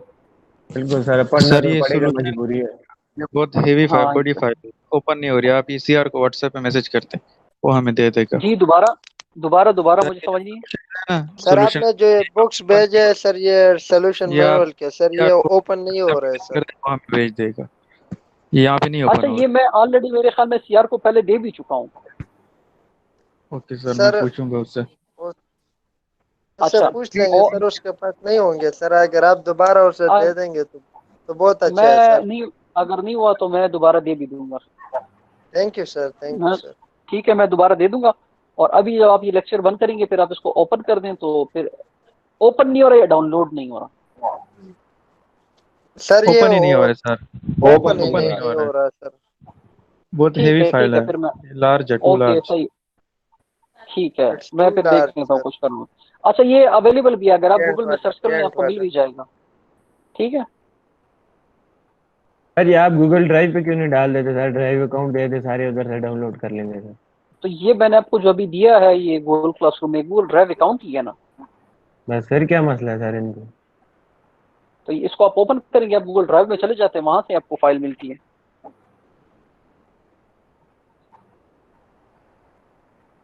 ओके अच्छा, देखें एक और प्रॉब्लम है यहाँ पे, प्रॉब्लम 235। प्रॉब्लम 235 में क्या है, what you have to do basically, a force of magnitude 60 newton is applied to the gear, determine F about point O. ये फोर्स है आपके पास, आपने क्या करना है, इस फोर्स की वजह से जो मोमेंट आ रहा है अबाउट पॉइंट ओ, तो इस फोर्स के दो कंपोनेंट बन जाएंगे, एक एक्स और एक वाई। ठीक है, वाई की वजह से मोमेंट होगा पॉइंट ओ पे, एक्स की वजह से कोई मोमेंट नहीं होगा। बस सिंपली आपने इसका कंपोनेंट निकालना है और मोमेंट आर्म के साथ मल्टीप्लाई कर देना है। So this is the problem. Clear है? यस सर, ये हो जाएगा, ये आसान है। ओके अच्छा सर, ये जी सर इंशाल्लाह हो जाएगा। ठीक है। अच्छा, फिर देखें, as a trailer is stored in the forward direction, the force F is equal to 500 Newton is applied as shown to the ball of the trailer hitch. Determine the moment of this force above point O. अच्छा, basically है क्या, वो tractor trolley वगैरह आपके पास नहीं होती, उसके जो जॉइंट्स लगे होते हैं, तो कह रहा है कि अगर ट्रॉली आगे मूव होती है, ट्रेलर आगे मूव होता है, तो इस बॉल के ऊपर जो टेंशन आ रही है, ऊपर से ये देखिए कोई फोर्स वगैरह पड़ रही है, वो 500 न्यूटन है। ठीक है, उसका एंगल वाई के साथ 30 डिग्री है, और इस बॉल का साइज गिवन है, और आपने क्या करना है, इसका मोमेंट अबाउट पॉइंट ओ निकालना। क्लियर है यहाँ तक? तो इसका आपने सिंपल तरीका क्या है, इसके कंपोनेंट्स निकालने, एफ एक्स निकालने, एफ वाई निकालने। वो तो आप निकाल सकते हैं एफ एक्स एफ वाई, क्योंकि एंगल गिवन है। एफ वाई का मोमेंट अबाउट पॉइंट ओ, उसके लिए ये मल्टीप्लाई कर दें 275 mm जो है, मीटर में कन्वर्ट करना चाहते हैं 0.275 हो जाएगी।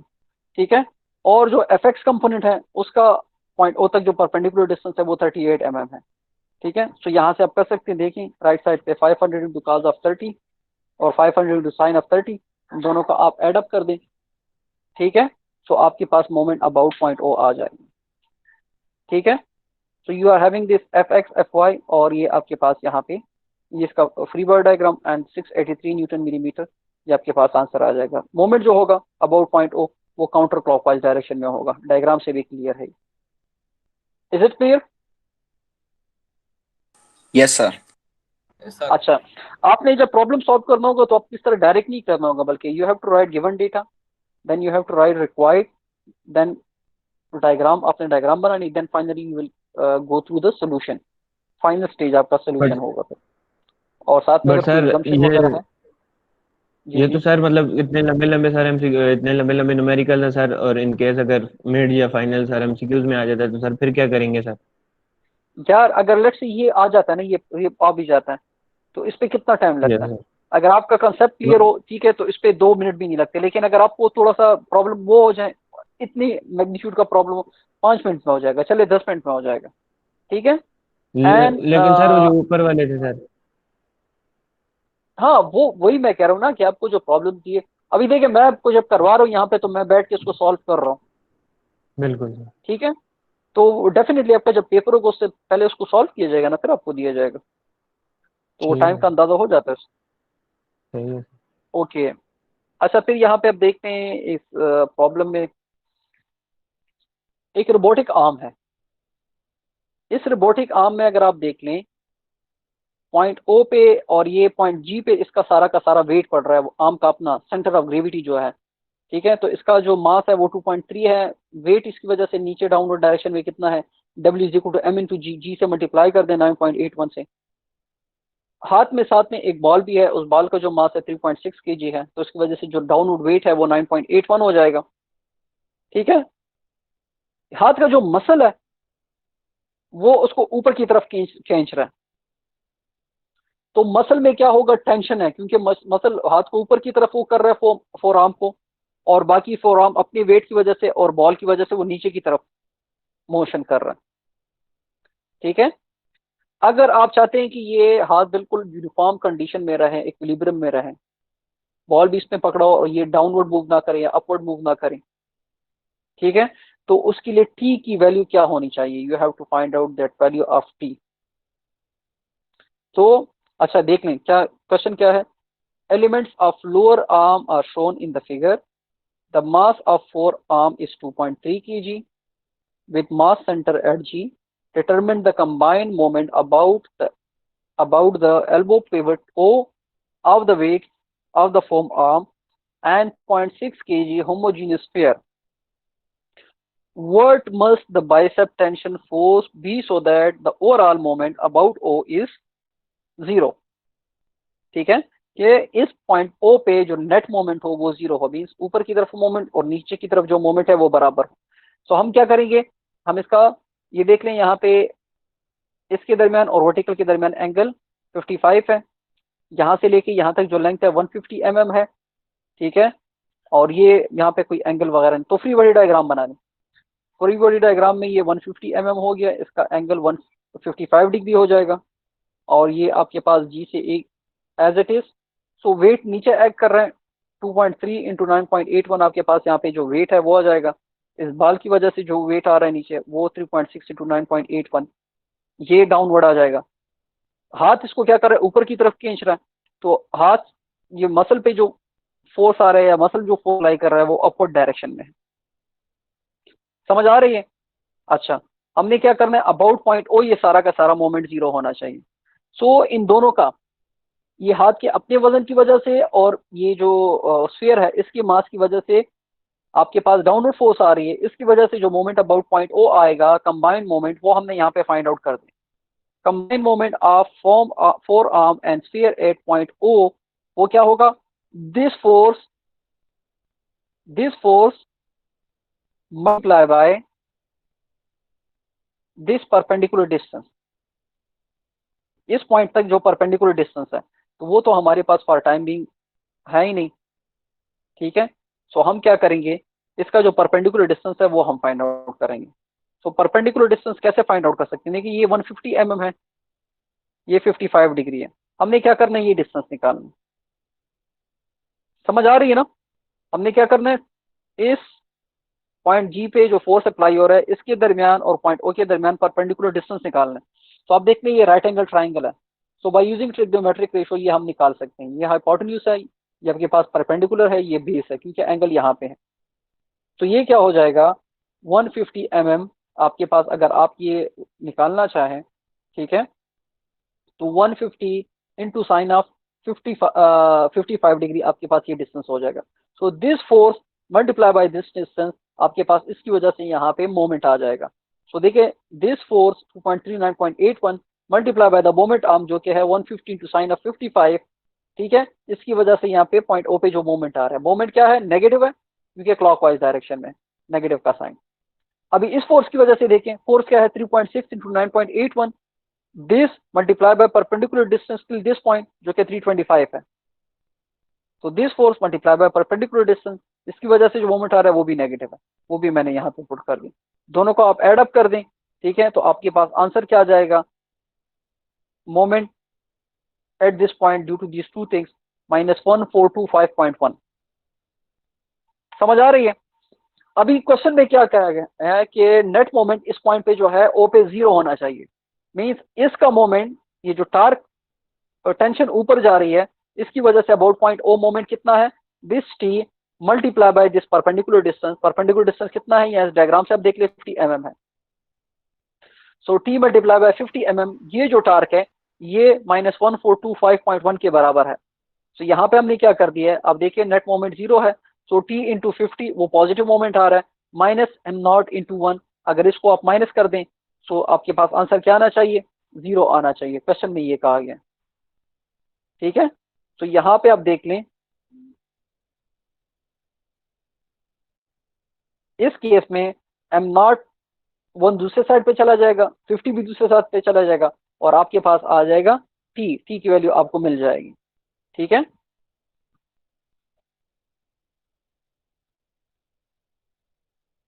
Is it clear? यहां तक क्लियर है सबको?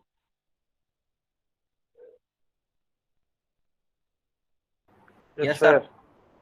ओके, अच्छा, फिर प्रॉब्लम थोड़ा सा आप काइंडली वेट कर लें।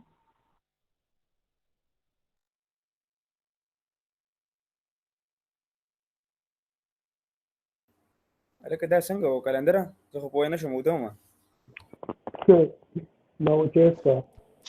Rudal tasish tanashte kent pada shok de nazar aniki. Puede ser que ورزي Da siri da. Ala kada tent वाला सो गए। اشتياق بدي بوي كان Enemies ahead. Kalandara. वो kalandara. Da se यार. माले वादा Yani bro puigi. Bro parse puede bro. Tom puede gal sharabi. वाला der boring है। والله da se यार. Bro game latlal wade bro game. Hello, yes sir. अच्छा, अभी आप देख लें यहाँ पे प्रॉब्लम 241, ठीक है, 241, 243, 248, 49, 52, 53, इस पे आप खुद ट्राई कर लें, ठीक है। 41 थोड़ा सा आपको बता देता हूँ, इसमें क्या है, 150 न्यूटन पुल जो टेंशन आपके पास यहाँ पे आ रही है, ठीक है, इस डिस्क के ऊपर, या ये जो आपके पास एक स्फीयर है या रोलर है, यहाँ पे 150 न्यूटन ये टेंशन अप्लाई कर रहा है, ठीक है, या खींच रहा है इसको, applied to a cord which is wound securely around the inner hub of drum के इनर हब के इर्द गिर्द ये लपेटा हुआ है। Determine the moment of T about drum centre. आपने इसकी वजह से क्या करना है, इस मोमेंट यहाँ पे पॉइंट सी पे जो फोर्स जो मोमेंट आ रहा है वो फाइंड आउट करना है। सो ये देखें, ये डिस्टेंस कितना है, इसका रेडियस कितना है, 125 mm है। So simply this T multiply by this radius, इस पॉइंट पे आप देख लें, ये इसका परपेंडिकुलर डिस्टेंस है ना, तो आपके पास यहां से मोमेंट आ जाएगा। फिर इसने यहाँ पे क्या कहा हुआ है, at what angle theta should T be applied so that the moment about the contact point P is zero. Contact point P पे मोमेंट कब जीरो हो सकता है, उस वक्त जीरो हो सकता है कि अगर आप ये जो टेंशन है इसको इस पॉइंट पी पे अप्लाई कर दें, ठीक है। तो पॉइंट पी पे जब आप इसको अप्लाई करेंगे और ये जो टी है, टॉर्क आपके पास, उस केस में जो थीटा बनाएगा वो थीटा आपने फाइंड आउट करना है। सो मैं इस तरह कर लेता हूँ, सोल्यूशन मैनुअल थोड़ा सा शेयर कर लेता हूँ। सोल्यूशन मैनुअल,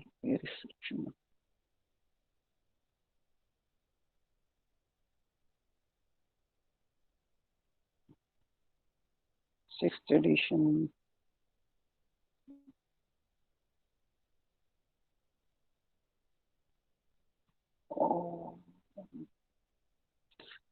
अच्छा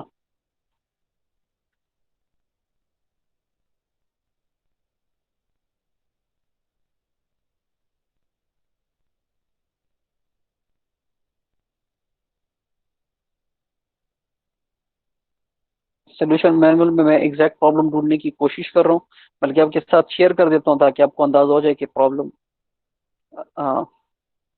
कैसे आपको नजर आएगा।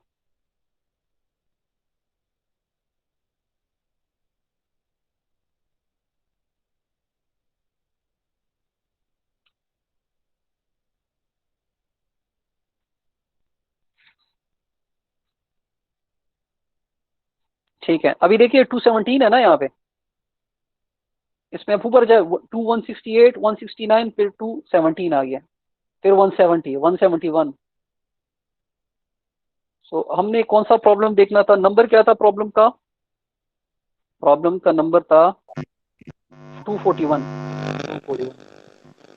ठीक है, बल्कि मैं इस तरह कर देता हूँ, इंटायर स्क्रीन ही शेयर कर देता हूँ, इसको stop and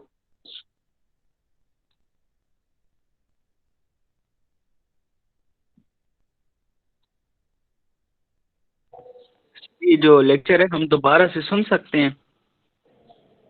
I don't know, मैं चेक कर लूंगा। पिछली क्लासेस में मैंने 8 सेमेस्टर के साथ थी, लेकिन उसकी वॉइस क्वालिटी जब दोबारा मैंने चेक की तो ज़्यादा अच्छी नहीं थी। अच्छा, इसको देखने, ये प्रॉब्लम है 241 और सोल्यूशन मैनुअल में खोल लेता हूँ 241 के लिए।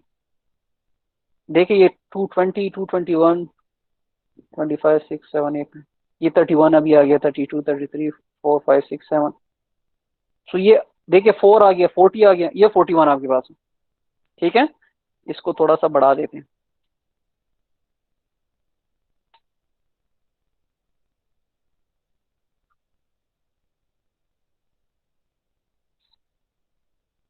ये आपको नजर आ रहा है डायग्राम। तो अगर पॉइंट पी पे आप अप्लाई करेंगे ना,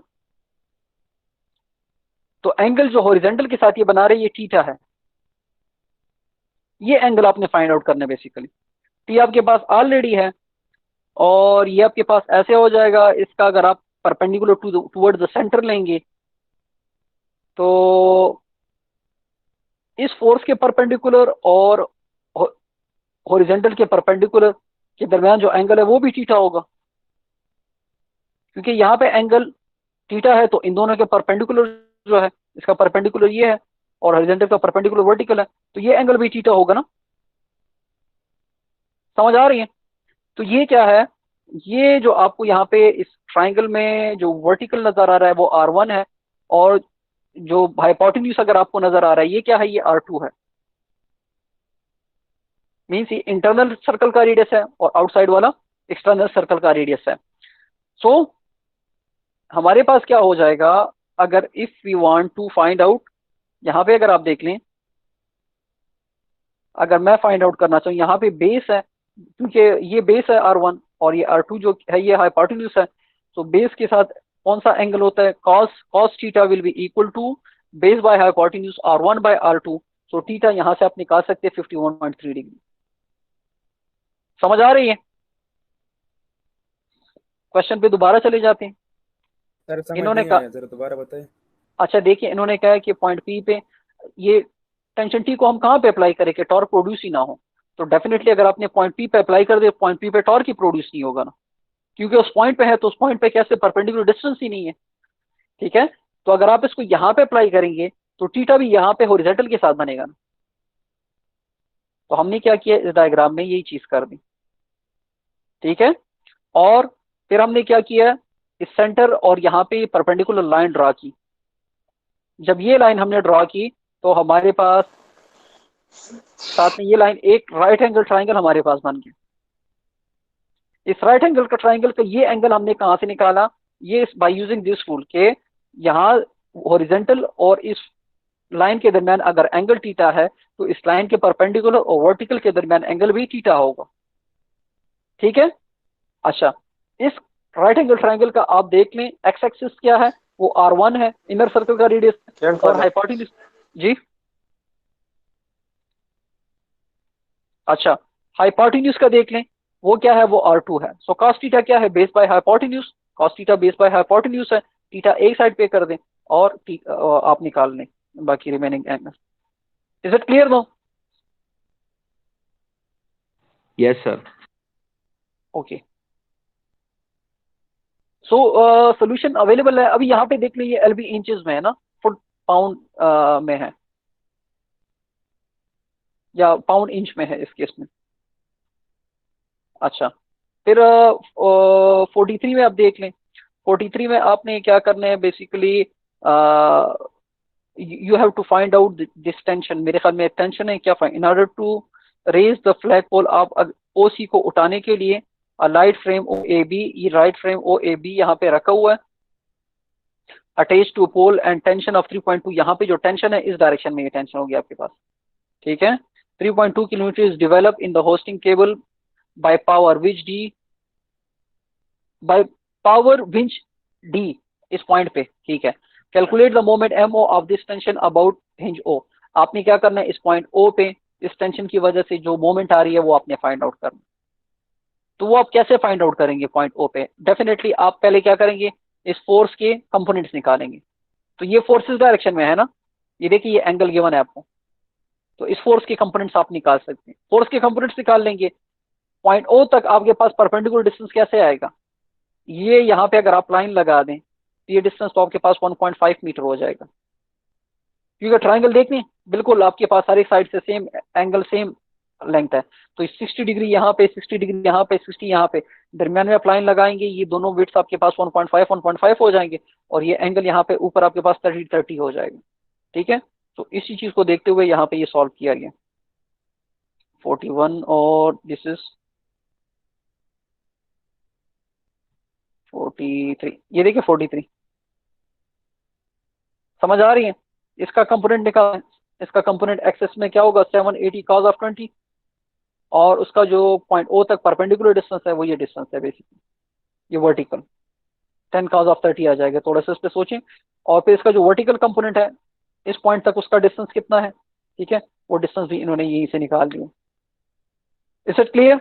सो ये जब आप करेंगे आपके पास आंसर आ जाएगा।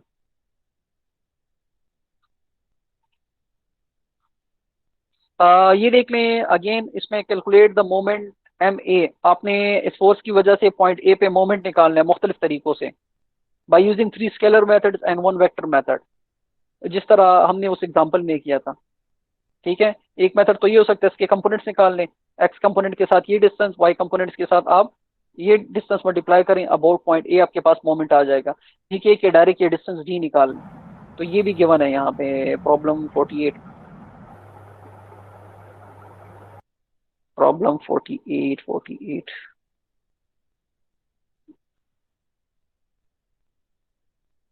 ओके, ये दिस इज प्रॉब्लम 48। ठीक है, मेथड 1 से आंसर, मेथड 2 से आंसर, मेथड 3 से आंसर, मेथड 4 से आंसर। 4 में वही वेक्टर वाला मेथड, दोनों के वेक्टर निकाले और वहां से फाइंड आउट किए। ठीक है, ए में कंपोनेंट्स निकालें और कंपोनेंट्स को मोमेंट आर्म के साथ मल्टीप्लाई किए।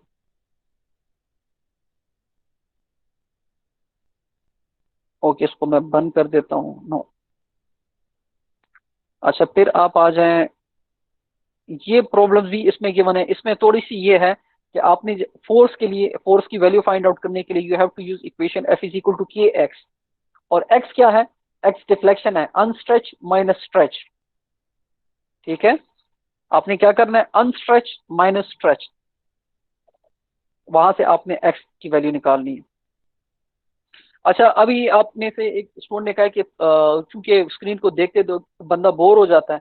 यहाँ पे मैंने आपसे कहा भी था कि अपने साथ कैलकुलेटर वगैरह रखें और पेज वगैरह रखें, तो अगर साथ साथ में आप ये चीज़ें नोट करते जाएं तो खैर है, मैं उसके लिए स्पीड थोड़ी सी कम कर दिया करूंगा।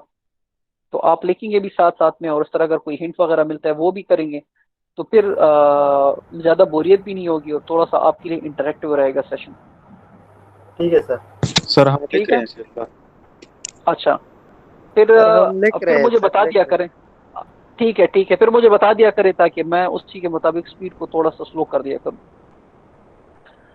सही है सर। अच्छा, 252 में देख लें, इस पे सिर्फ आपके पास डिस्टेंसेस और लेंथ्स वगैरह बहुत इन्वॉल्व है, बाकी ये प्रॉब्लम इतना मुश्किल नहीं है। ठीक है, तो ये भी गिवन है, सोल्यूशन मैनुअल में देख लें।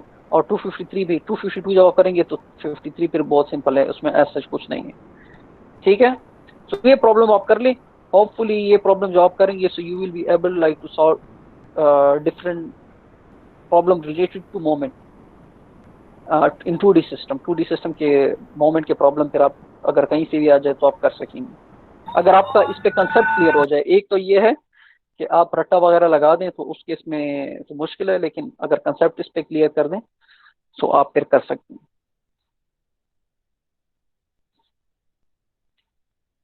ओके जी, कोई क्वेश्चन वगैरह हो तो आप कर सकते हैं। सर यूट्यूब पे कोई